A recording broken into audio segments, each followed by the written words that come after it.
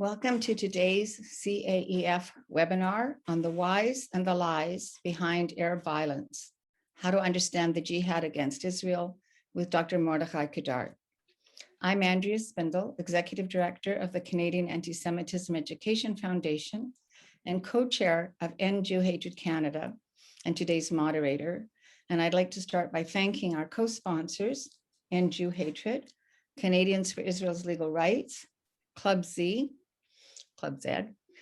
Americans for a Safe Israel, and the Toronto Jewish Advocacy. Today, we're very fortunate to have a great friend of CAEF and a much desired speaker on matters concerning Israel and relations with Arabs within the country and across the Middle East. As I have often repeated in web talks, the CAEF is a registered Canadian charity engaged in educating Canadians about anti-Semitism, which masquerades as anti-Zionism. We actively promote the adoption and implementation of the International Holocaust Remembrance Alliance definition of anti-Semitism and the principles of that definition. We promote it to the media, academia, politicians across the globe who diligently worked, and those who are diligently working to undermine the state of Israel by spreading falsehoods, false equivalencies between the democratic and Jewish state and the terrorist Islamists whose sole aim is to destroy her. CAEF stands strong and proud as a Zionist organization committed to truth, combating Jew hatred, and developing allies in pursuit of justice for Jews.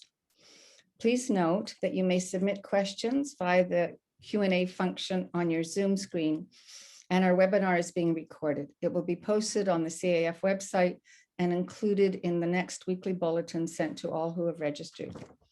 Please make a donation to CAEF so we may continue to bring you informative expert speakers. It's now my pleasure to introduce Dr. Mordechai Kedar, who tells me that he's been doing interviews for probably about 10 hours in Israel today. So we're delighted that he's joined us, and it's already evening there. Few academics can match Dr. Kedar's breadth of knowledge of the Arab world, Israel, and Middle East relations.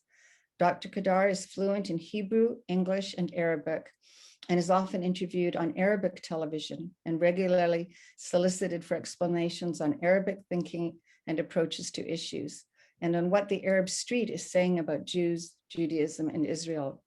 He has significant knowledge of the Arab mass media, popular culture, and gender issues in Islam.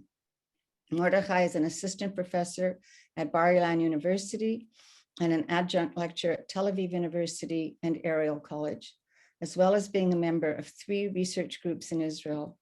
He is a research associate at the Began Sadat Center for Strategic Studies, director of the Center for the Study of Middle East and Islam at Bar-Ilan University, and a member of the Herzliya Interdisciplinary Center. He served in the IDF and was a branch head in military intelligence, retiring as a lieutenant colonel after many years of active duty.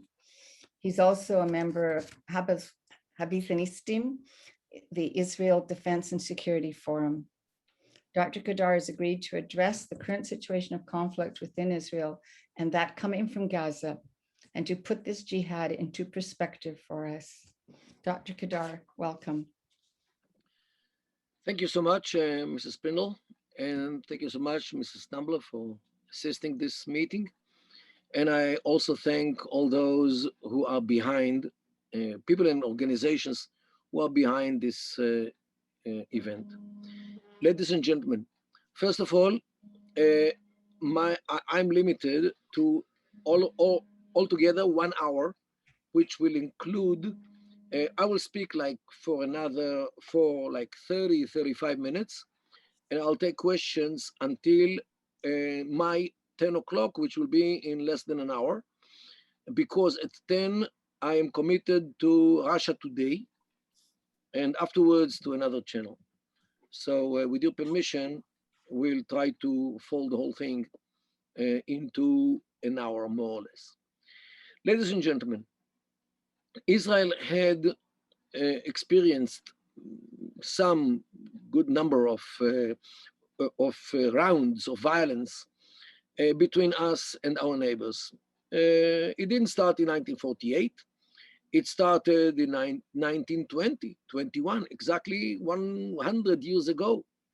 The massacre of Jews here in this country in 1920, 1921, 1929, and then between 36 and 39, and then what preceded the 1947-48 war, and then 56, then 67, 73, and in between we had the attrition, war of attrition in 1969 and 1970.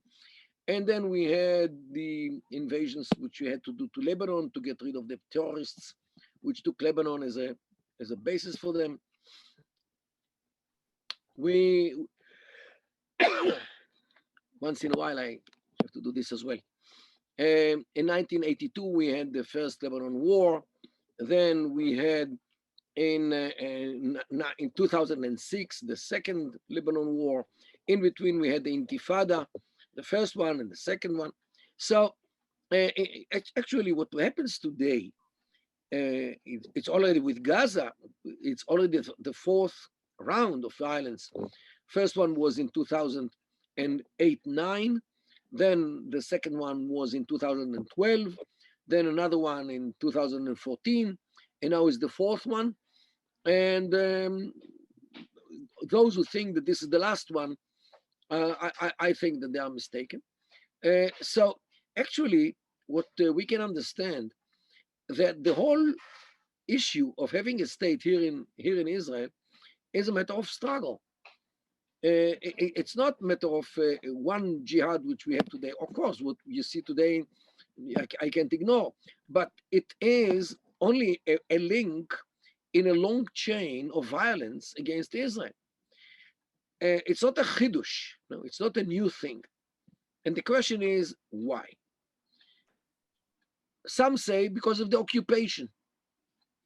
Occupation, leave the occupied territories and everything will be okay. Well, we had wars before 67. If you mean the occupation of 67, we had wars in 48, we had wars in 56, we had 67, which was before the occupation. So it's not about the occupation of 1967. It is about the occupation of 1948. Means the mere existence of the state of Israel, which our neighbors have not yet accepted. And even beforehand, before there was a state, in 1920, 21, 29, and the violence between 36 and 9, there was no Israel on those days at all. It was either the Ottoman Empire and then the British mandate, which came here. And about the British mandate, I'll speak later. But so here we are. We are in a series of violence against Jews who are trying to live on their ancestors' land. And this is what makes our neighbors angry, because they don't want us at all, whether in the shape of a community like in Hebron of 1929, or in the shape of a state. Whatever the size of the state is, whether the 48 size or the post-67 size, they don't want us in any shape or size or whatever. And this is the problem. And people in the West, unfortunately, they don't get it. They don't understand. Oh, if you just give them, if you just give them that and that and that, they will leave you alone. But our experience shows totally the opposite, that they don't want us here all together. And the question is why? Why don't they know that Jews were here in this country? Don't they know that Jerusalem was our capital before the first Muslim came to the world, over 1,000 years before Islam came to the world? Don't they know? Well, here come the lies. I'll give you a good example of the lies. The Mufti, Hajj Amir al-Husseini, who was nominated by the British, he published a booklet about the Temple Mount, about the Haram al-Sharif, as they call it in Arabic. In this booklet, he says, in a way which cannot be interpreted, that this place means the Temple Mount was the Solomon's temple was there, and even David, his father, had an altar there. Amin al-Husseini, the one who hated Jews tremendously, the one who arranged the killings of the massacres against the Jews here. He arranged the massacre against the Jews of Baghdad in 1941 after he ran away to Baghdad. He incited the Iraqis to slaughter the Jews. It was actually in Chag Shavuot, exactly 80 years ago, in 1941. Yesterday, we commemorated this massacre in Baghdad, which the Mufti. Then he went to Hitler, and he took part in the extermination of the Jews of Hungary. Okay? He, the Jew hater, had no problem to admit that the Temple Mount was actually the Solomon's temple, and even if his father David had an altar. Today, they deny it. They deny it totally. They say that the 80% of the antiquities here in this country are Islamic, 18% are Christian, and 2% are Canaanites. 80 Islamic, 18 Christian, and 2% Canaanites. So 80 and 18 are 98, and 2 are 100%. And all the rest, which the Jews claim to be their own antiquities, are all forged. Everything is forged. That's what they say. There is nothing from the Jewish civilization here in this country.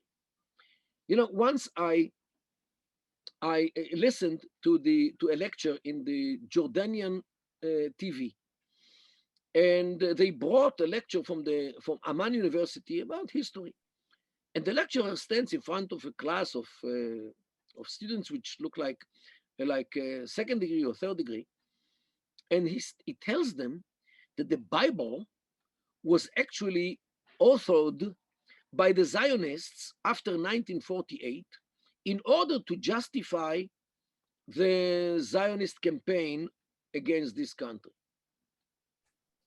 Ladies and gentlemen, the man says it without blinking, that the Bible was written by the Israelis or by the Zionists after 1948. Excuse me? Nobody there in the class raises his hands to ask, hey, is the Septuaginta, the translation to Greek, which was authored in the 3rd century BCE, is also a forgery of the Zionists after 1948? Or the Vulgata, the Latin translation of the Bible, which was written in the 1st century CE, is it also by the Zionists after 1948? All the quotations from the Bible in the oratorios and masses of Bach, Mozart, Beethoven, Dvorak, Brahms, all these pieces of music which contain verses from the Bible. You know, even the German Requiem by Brahms is quotations from the Bible. Everything is forgery of the Israelis and the Zionists after 1948. Nobody asked this question. And these students are walking around knowing that the Bible was authored after 1948. Okay, this is what we have to face today. And now, no wonder that they are coming to a jihad against this illegal, immoral entity named Israel, because this has no roots, no antiquities in this country. The Bible was forged after 1948. So the whole thing about Judaism in this country is a forgery of the Zionists. This is one problem which we have to face. Second thing is the Islamic concept of the state of Israel, which has absolutely no legitimacy because of 4 reasons. The first reason is that Judaism as a religion is null and void, since Islam came to the world to replace both Judaism and Christianity.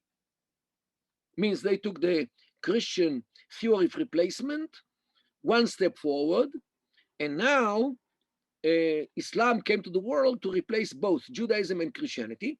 Therefore, Judaism and Christianity are religion, are din al-batil, as they say in Arabic, religion of falsehood, while only Islam is din al-haq, means religion of truth. This is the religious reason why there is no reason to have a state of the Jews. After all, Judaism doesn't exist anymore since Islam came to the world 14 centuries ago. Second reason is the national reason. Jews are not a nation. Jews are communities which belong to all the nations in the world. Jews in Canada belong to are Canadians. Jews in the United States are Americans. Jews in Britain are British. Jews in Afghanistan are Afghanis. Jews in Yemen are Yemenites. Jews in Morocco are Moroccans. Jews in Iraq are Iraqis. They, from the national point of view, they belong to all the nations in the world. So what if they are Jews? It doesn't make them a nation. In this kind of thinking, they actually project the Islamic reality on us. Why? There are many Muslims in the world who are not Arabs. There are Persians, there are Uzbeks and Kazakhs and Chechens and Pashtuns and all kinds of Turks, Kurds, and all kinds of Muslims. The fact that they are all Muslims does not make them one nation, because Arabs are Arabs and Turks are Turks. So why should a Jew from Morocco be the same nation as the Jew from Poland? Since religion is not a basis of a nation in the Islamic case. So why should the Judaism be a basis for a nation? Because we claim that we are, since we're the same nation, we are the same, we deserve a state because we're one nation. Okay, so this is one thing which they cannot recognize Judaism as a religion which belongs to a nation, because Islam is a religion of many nations, Arabs, Persians, and so forth. So this is another reason why Israel has no reason to exist, since there is now a Jewish nation. So why should there be a state of the Jewish nation? Third thing is about Palestine, which they call means the land of Israel. A land in Islam has only one-way ticket to enter Islam, not to get out of Islam. Therefore, by the way, Spain should return to be Islamic. The island of Sicily in the southern part of Italy should return to be Islamic. So parts of the Balkans, all the way up north to Vienna, where they were defeated in 1683 in September 11, 1683. Now you can assume why they chose September 11 in order to perform the attacks in the United States of America in 2001. This is the reason. People do not get it, but this is the reason. So a land has only way to enter Islam, not to get out of Islam. So who the heck gave the Jews the permission to take this Palestine, Holy Land for Islam, to take it out and establish a Jewish state? Who allowed them? The Balfour Declaration, the San Remo Convention, the United Nations. Excuse me? Who gave this land to Balfour to give it to the Jews? He was a Christian evangelical. Who gave this land to the San Remo Convention, and like the Japanese and the Russians who sat there in San Remo? Who the heck gave it to them to give it to the Jews? Does it belong to Japan or to Russia or to Britain or to whoever was in San Remo?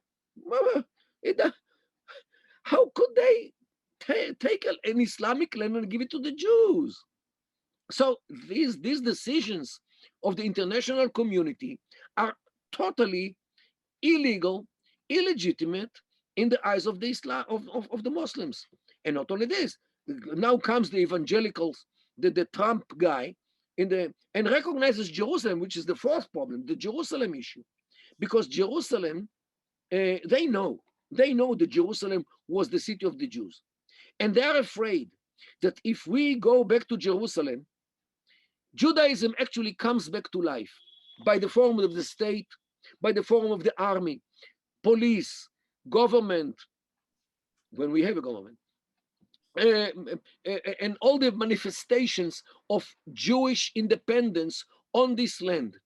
And all these mean that Judaism comes back to life after it was cancelled by Islam 14 centuries ago, was declared by Islam as Din Batil, religion of falsehood.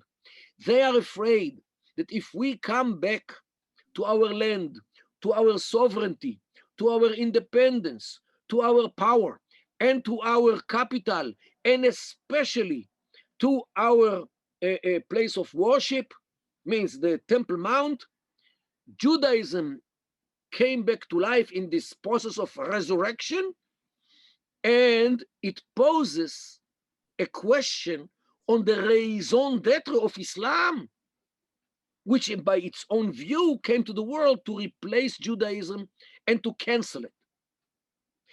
This creates, in their view, in their mind, a short, a theologic short, like electricity short. They cannot take it. They cannot fathom this issue of returning of Judaism back to life in the form of a state, of an army, and all the manifestations of independence, and especially in Jerusalem, and particularly on the Temple Mount. This is why the issue of Jerusalem is so sensitive, because for them, it means that their religion, Islam, is being challenged by the conspiracy of Jews and Christians, which started already in the Balfour Declarations and continued until this very day. And this is what pushes them, because of this, it's a religious problem. This is what pushes them to the religious war, which is called in Arabic jihad. And this is what we see today. We see it in Gaza. We see it in Jerusalem. We see it in the streets of Lod, of Haifa, in the Negev, in the mixed cities here in Israel. We lived here in Israel hoping that these Arabs and Muslims will accept the Israeli citizenship and will be satisfied, will live with us peacefully forever. And much gazillions of dollars were spent on education, peace education, and all these things.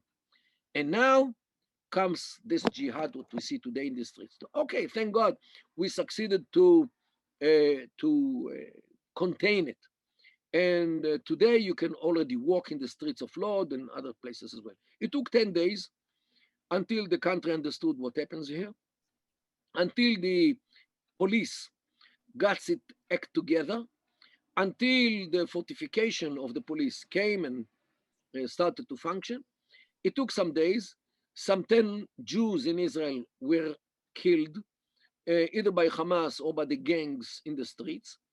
Look, they definitely took some example from the Black Lives Matter in what happened in the United States of America in the last summer. They saw that if you run to the streets and make a face of the underdog, the police will be very careful in order not to shoot you. Look, we had this experience exactly 20 years ago in September of 2001 and the eruption of the Second Intifada, where the police took things very seriously in the beginning, and the police killed 13 of the rioters in the Arab sector, in the Islamic sector, and the whole thing finished within 2 days.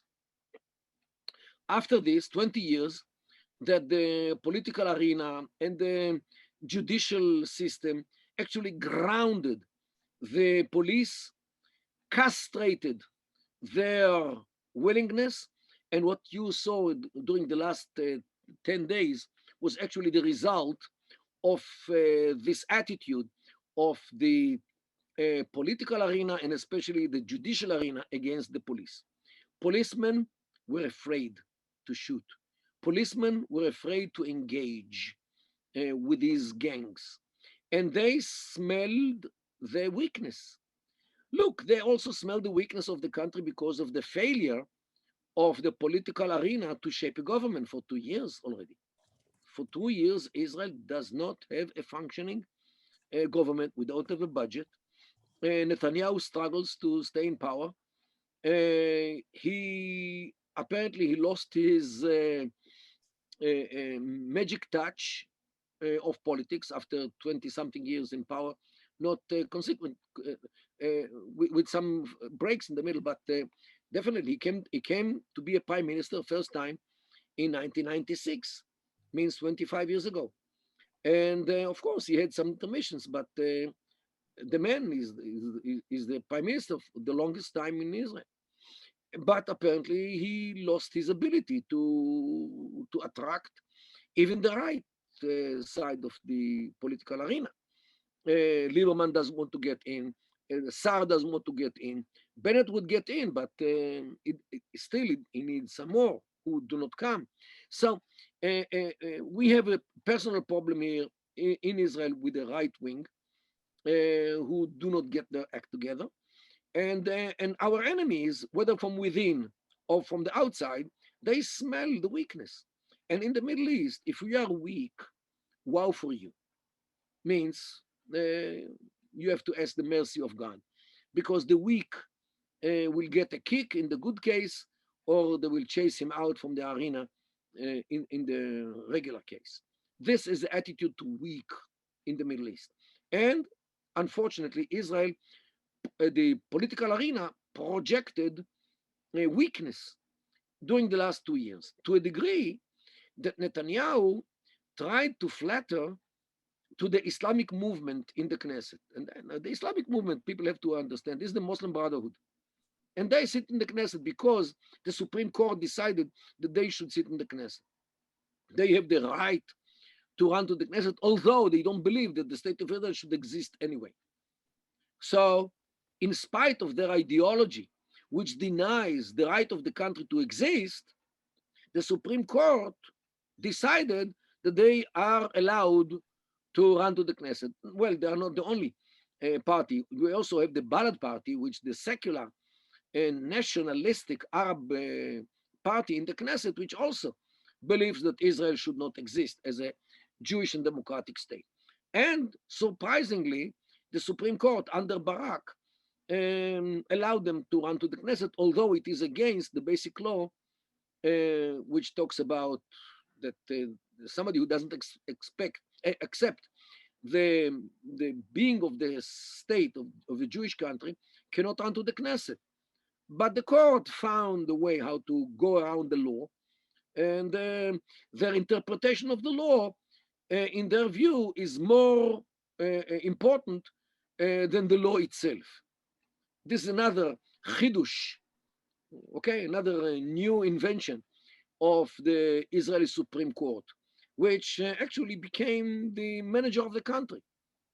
In normal democracies, there is a division of authorities between legislative authority, executive authority, and judicial authority. Here in Israel, the judicial authority is above the legislative and the executive. There is no such a democracy nowhere in the world. This is a pure invention of one man, Professor Aaron Barak, the Supreme Judge, who decided that the Supreme Court should be above the Knesset, cancel laws of the Knesset, even basic laws, which are in the level of a constitution.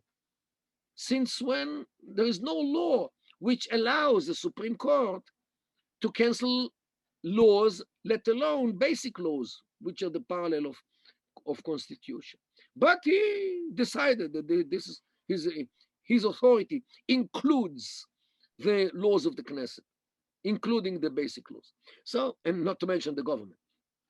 So the Knesset definitely, after the politicians will get their act together in order to shape a government, they will have to reshape the democracy of this country and bring back the Supreme Court to the status of a Supreme Court, not a manager of the whole country. And this is another objective which the political arena should achieve, and the sooner the better. Ladies and gentlemen, Israel as a Jewish and democratic country is under attack from outside and from the inside. From the outside by powers like Hamas, Hezbollah so far are not yet in the game. Iran is behind them. This is, I would say, the main. You can add the Islamic Jihad in Gaza as well. These are the open enemies, but we have to mention another external enemy, which is the state of Qatar. The state of Qatar means the Emirate state of Qatar is a gas superpower which funds Hamas, funds all the jihad against us, funds also the group of channels of Al Jazeera, which promote the Muslim Brotherhood terrorism all over the world. And Qatar, is immune because they host an air base of the American Air Force in a place named Aidid in Qatar. So they have an insurance policy in the shape of American air base in Qatar. So nobody dares to touch Qatar, although Qatar sponsors terror all over the world. And this is something which is mind-boggling. And people, have to start naming or calling a spade a spade.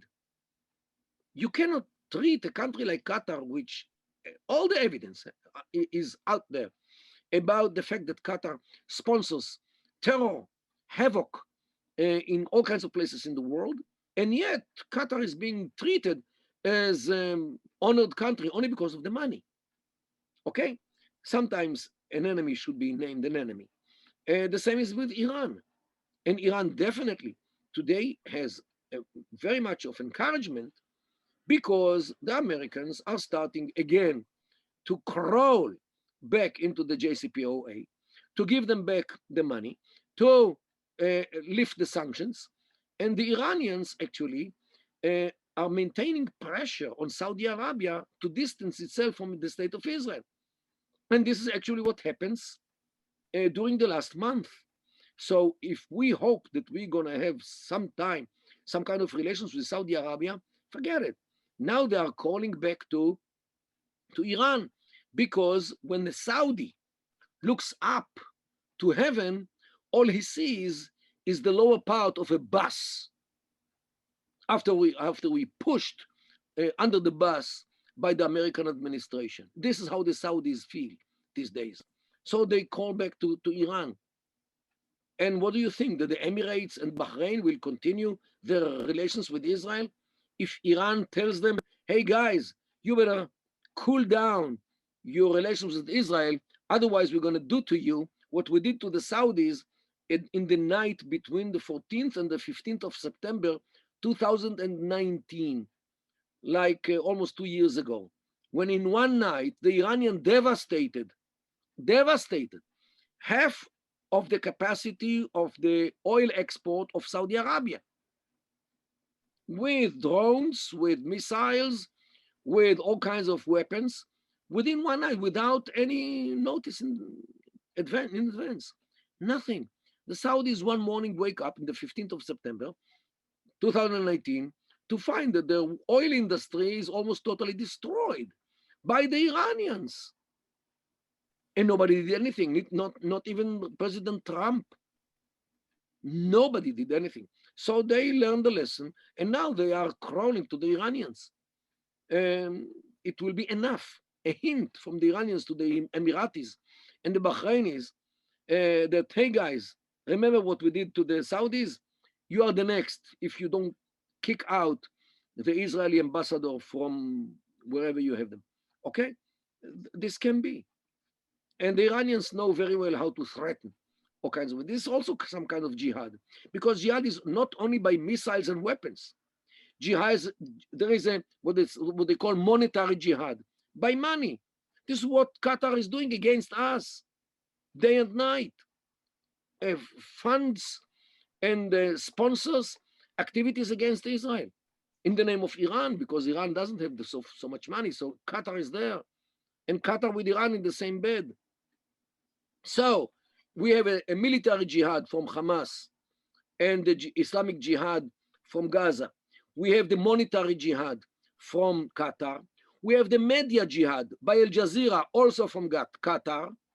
And every kind of jihad is being launched against us constantly. And during the last days, you can see it in the street jihad in Lod and in other places in Israel. So this is actually how we should frame the events against Israel and against the Jews.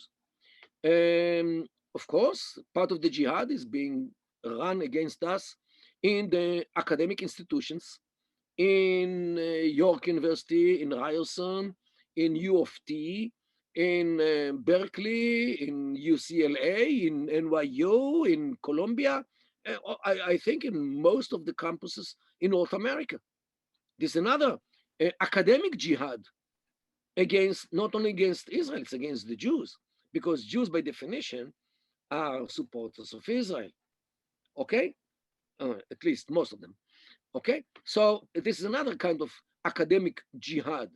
And of course, the jihad of the lies about the Bible, which was authored by the Zionists, or the fact that there are no antiquities of Jews in this country, the lie jihad, which is another kind of jihad. So all these manifestations of jihad should be looked at as one kind of a war against the Jews in general and against the Israelis in particular. And this is how we should understand it, and this is how we should treat it. Once you understand the problem, you can deal with it. If you don't understand it, you cannot deal with this. And now, since we here in Israel woke up to understand that these jihadists in Lod and other places are not our friends, although they are Israeli citizens, maybe now the Israeli society, this society which wants Israel to be Jewish and democratic, will know how to deal with them. Now, I do not want to generalize, because there are many Arabs here in Israel who do identify with the country, do want to live in a Jewish and democratic society. First of all, the Druze. The Druze minority here in Israel are all-heartedly with the state of Israel. They serve in the army, they are officers, they are the best fighters of the army, because they know exactly what will happen to their shoulders and to the connection between their heads and shoulders if Israel collapses. Okay? They know exactly what will happen to them. Secondly, the Christians in Israel, many of them side with Israel openly, those who are not afraid of the Muslims. Unfortunately, there are many Christians who live with Muslims and they are afraid of the Muslims, so they make faces as if they are against the state. So they take part in this jihad, although they are Christians. And of course, within the Muslims also, there are many Muslim citizens of Israel who are faithful and loyal citizens of the state of Israel as it is. Yet, they are not violent. And in every encounter between a violent side and non-violent side, always, the violent side will prevail. Why? Because he is violent. And the other side, which is not violent, will always lose because he is not violent. And even though those thugs are a minority here in Israel, and this is what I believe, they are giving the lead, or they take the lead in the streets because they are violent. And whoever will stand in their way, whether a Jew or an Arab, will suffer tremendously. At least two of them were killed in the streets. Okay?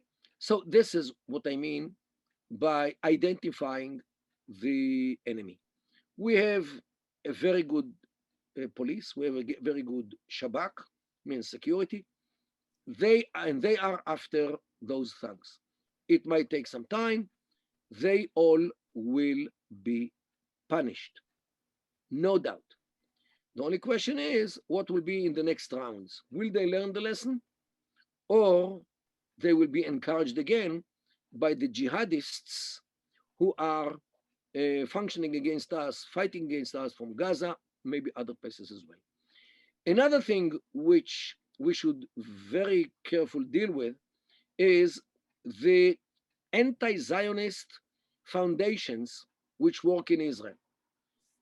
And the main of them is the New Israel Fund, which sponsors many anti-Zionist organizations here in Israel. And they are not even trying to hide it. This thing should be dealt with by the law.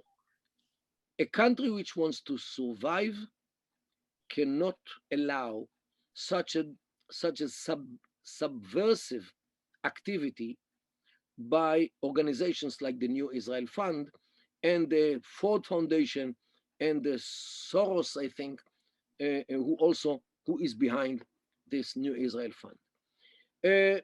And look, we in Israel have to realize once and for all that in the Middle East, peace is being given only to an entity which is viewed by its foes and enemies as invincible, because only the invincible gets peace, because people are afraid of him. And only if Israel will succeed to convince its neighbors, the closer and the further, that Israel is invincible, and for their own good, they should leave Israel alone, this will bring peace. Anything else might bring the jihad to our doorstep. Israel should be supported by the world, because if we fail, the next on the list of targets will be Europe. And the Atlantic is not wide enough to keep North America away from the fate of Israel and Europe. Guys, support Israel and thus support yourself. Thank you so much. Thank you. Thank you so much, Dr. Kedar. I've been monitoring questions and I had several sent in ahead of time. So with your indulgence, I'll ask a couple here. You mentioned the potential vulnerability of the Abraham Accords. Can you identify whether any Arab country with which Israel has accords has spoken up in defense of Israel? Are they sitting back, or are they also blaming Israel right now? No, what you see is in Bahrain, for example. Bahrain, as you know, has significant Shia population which is against the peace with Israel. They are overwhelmingly with Hamas because their direction of prayer is Iran. So they are more or less representing the Iranian, and they are in Bahrain. In the United Arab Emirates, there are also some organizations which are against the peace. So they are also against us. The government so far, what I saw, they expect both sides to calm down. This is the best which they can say. And that would be true for Morocco and Sudan as well? Yes, definitely.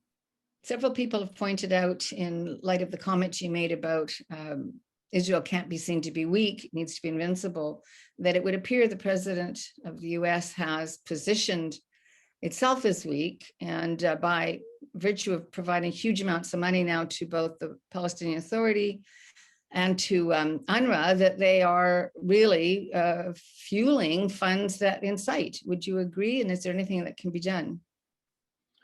Look, the Biden administration, as much as I understand, they didn't think deeply about what happens between Israel and the Palestinians. They have bigger problems in China, with Russia, the Ukraine, with other problems. Therefore, one man, I think his name is Hadi Amr, he actually gave Abu Mazen the idea to have elections in the Palestinian Authority after 15 years of no elections, in order to shed legitimacy on the Palestinian Authority as a democratic country. But they realized after 1 or 2 days that elections in the PA might bring Hamas to power, not only in Gaza, but also in Judea and Samaria. So many people called the State Department and the president, all kinds, and then told them, hey, what is this? What is this idea is a bad idea. So apparently they told Abu Mazen to cancel it, and he canceled it. So Hamas are angry about this. So if they are angry, they launch missiles against us. So here you are. The American administration, in my view, when it comes to the Middle East, makes mistakes on right, left, and center. And I'm afraid that those people who are making the decisions in the administration about the Middle East are people who have a very, very clear agenda of the Muslim Brotherhood, which is against Saudi Arabia, against Israel, for Hamas, for Iran. Here you are. Would you agree that Canada, which funds UNRWA to the tune of, I think we committed $90 million, is also contributing to the incitement? First of all, it contributes to the tunnels in Gaza, to the missiles in Gaza, because everyone who gets salary from UNRWA must give 10% to Hamas. Rosher, they call it. Rosher means asirit, at 10%. Okay? So before incitement, the government of Canada sponsors, indirectly, sponsors the missiles and the tunnels. And of course, the incitement as well in the schools. That's not such a pleasant story. What is contributing to the degree of radicalization of the Arabs in Israel? It was our impression that you didn't have as many fundamentalist Islamist supporters among the Israeli Arabs. Is that not true? Or is it just the younger generation? What has happened there? Look, I think, the Islamic movement actually Islamized many people who would not be such a zealous Islamists. And this is the same movement whose party was flattered by Netanyahu, unfortunately. They see this as kind of a weakness. Now, what you could see and you could read, that they actually moved from despair to hope that the country will collapse if they run to the streets and frighten the Jews out of Lod. This is what they had a hope. They have a hope to get rid of the whole country. I'm talking about these thugs who run in the street. Okay, they have a very, very powerful hope that this country will one day collapse. And this is what pushes them forward. This is what motivates them, the hope, not the despair, but the hope. Do you see a time soon where people will begin to trust their neighbors again? Will that be possible? Or do you think this is eroded and corroded relations for good? It will take time. It will take time. Look, people own apartments. Where are going to live? They have to live together because same buildings, they live both Jews and Arabs. By the way, the Jews are being named by the Arabs mitnachalim, means settlers, because they came to Lod, and Lod should be Islamic, according to their view. So living in Lod and being, by the way, the Arabs in Jaffa also considered the Jews as settlers, those who took part in the riots. Somebody asked whether national service should be compulsory for all, not just for the more secular Jews or leftist Jews, right-wing Jews, whatever, but and I know that there's been a debate for a long time about the Haredi, but what about national service, not necessarily military, for all the Bedouin and the other Arabs? Has that been considered? This is one of the ideas. This actually has to be investigated. If youngsters who served in the national service, like in hospitals, in all kinds of uh, fire fire brigades, all these things, if they took part, or what is the ratio of part which they took, if they all took part in these riots or not. I'm not familiar with any research about this because it has to be done. And if we find, with a serious research, that those who served in the national service tend less to be jihadists like those, this might be a good device how to socialize them into the Israeli society. You spoke about NGOs within Israel that basically work against Israel. We certainly have those NGOs functioning in Canada and across the US and I guess the rest of the world. And they are campaigning for Israel to be less defensive. They would sacrifice Israel, it sounds like. Do you have any recommendations? I see many people here writing comments and certainly questions that were sent to me about how to deal with the Jewish organizations which pray for peace, sounds good, complain about both sides overreacting, and then pray when Palestinians are killed and say Kaddish for them. What do you say can be done? How do we deal with that? I wish them good luck. What can I say? They live in a total they are totally oblivious of what happens in the Middle East. They are totally oblivious about the culture. They think like Americans or Canadians. They don't think like the Middle East. They don't get it. They don't understand the mindset of the Middle East. The mindset is as far as could be from the American and Canadian one. But what can I do if they don't? Look, you are sitting here and our listeners are listening because they want to learn something, and I hope they learn something, and they spend the time and the effort to sit and learn. Those Jews, and let's talk about Jews, who pray for the shaheeds, they don't spend even 1 minute to learn about the reality. And this is the problem, that they don't even want to listen. For many years, people said Israel didn't do good PR. My view that it's no longer about PR, but do you think Israel is doing a better job and communicating with the rest of the world about the facts, the truth, the history, and what is going on today? Let's say I'm not satisfied by the performance of the Israeli Hasbara, as we say, the information service.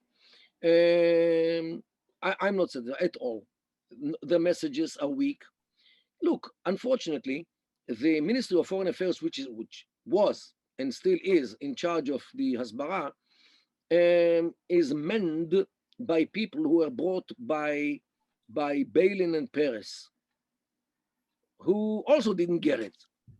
And they put these people on a 10-year contract, and we have to wait until these people go to pension in order to replace them. You cannot kick them out.